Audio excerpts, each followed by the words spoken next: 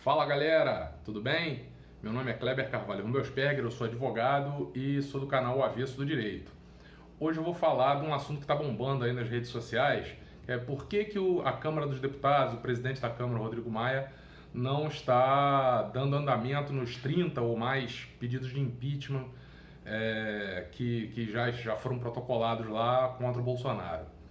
Bem, até onde eu sei, existem três preocupações muito grandes em relação a esse assunto. O primeiro é saber se eles vão ter votos suficientes para mandar ao Senado, aprovar o pedido, mandar ao Senado e no Senado vingar o processo de impeachment. Porque seria muito ruim iniciar um processo desse, que não é um processo fácil, é um processo complicado, e chegar lá no Senado, por exemplo, e os senadores que ainda têm uma certa maioria em favor do Bolsonaro não condenarem pelos crimes de responsabilidade. Nesse caso, ele voltaria a assumir o cargo e com certeza com uma força maior do que a que ele tem agora. Ele já anda meio combalido, já anda meio derrubado por conta de tudo que vem acontecendo e inclusive a maioria dos problemas são causados por culpa dele mesmo, Então, assim, esse seria o primeiro ponto para que ele não desse andamento aos processos de impeachment, aos pedidos de impeachment já protocolados.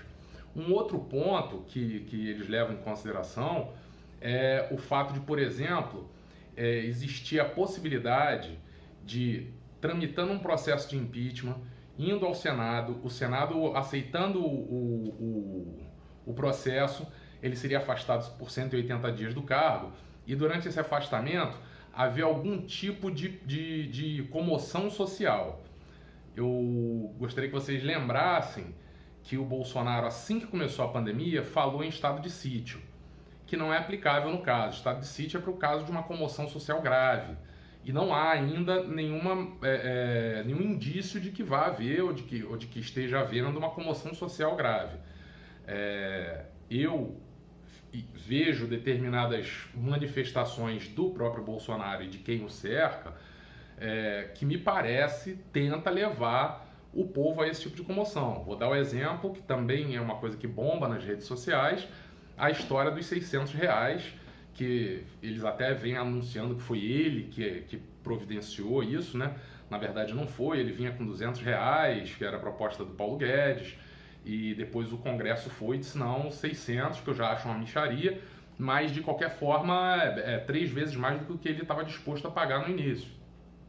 E não sei se por mera questão de vaidade, de cabo de guerra com o Congresso, parece que isso vem sendo atrasado de uma forma inexplicável, Não há lógica nenhuma para que já tenha passado 40 dias da data que foi iniciado esse procedimento e até agora a maioria das pessoas não terem recebido.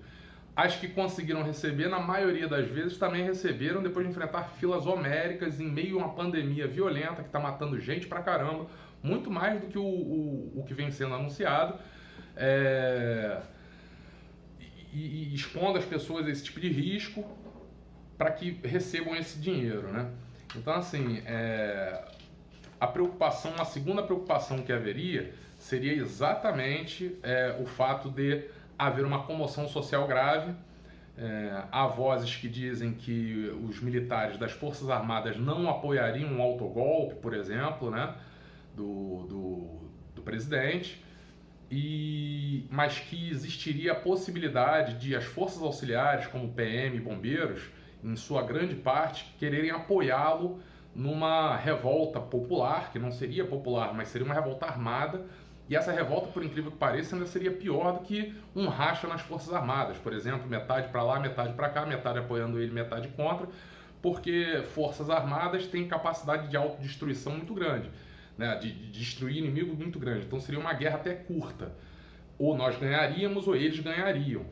Já no caso de forças auxiliares, como eles não têm capacidade bélica para enfrentar as Forças Armadas, num caso desse, ficaria muito difícil da gente debelar uma revolta, porque eles não poderiam enfrentar diretamente as Forças Armadas. O que eles teriam que fazer?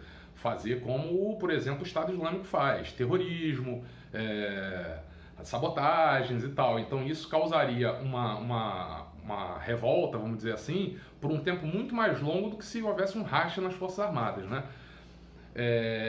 Esse tipo de preocupação também tem uma outra questão aí que envolve isso. Eu não acredito que o presidente vá tentar um autogolpe, por dois motivos.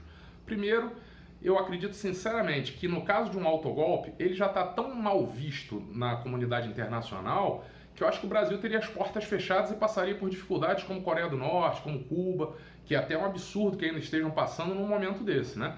Era o momento de os países abrirem as fronteiras para desses países para que eles pudessem receber os medicamentos, insumos e materiais e equipamentos necessários a combater essa pandemia. Mas esse é um outro ponto. Então eu acho que a comunidade internacional nos fecharia as portas. E o segundo ponto é mais importante para o Bolsonaro. Qual seria? Se ele praticar um autogolpe, vamos combinar que ele é um capitão do exército reformado que está no Palácio do Planalto exercendo o cargo de presidente da República. Vamos lá. General só vai prestar continência para o capitão numa democracia. O cara foi eleito e os generais têm que obedecer à Constituição. Numa ditadura, eu não acredito que um general vai prestar continência para capitão. Seria o caso dele dar um autogolpe hoje e amanhã um general tirá-lo do lugar, né? Então, eu não acredito muito que vá haver esse tipo de problema em relação a autogolpe, em relação a guerrilha urbana, não. Se acontecer, né, não podemos esquecer que tudo que vem sendo feito pelo governo federal, pelo executivo, indicaria que a culpa seria exclusiva dele, né? Então aí entrariam crimes internacionais, né, crimes de ação penal no Tribunal de Haia, etc. E o terceiro ponto que o Congresso anda meio preocupado de botar para andar esses pedidos de impeachment seria o fato de que parar o Congresso para votar processo de impeachment faria com que as legislações, as normas que eles precisam produzir, até porque o Executivo não tem agido como deveria. Então, para que o Congresso tramitasse esses pedidos de impeachment, ele teria que parar o trabalho que está sendo feito para tentar diminuir o prejuízo da Covid-19, tanto prejuízo em vidas quanto prejuízo econômico, né?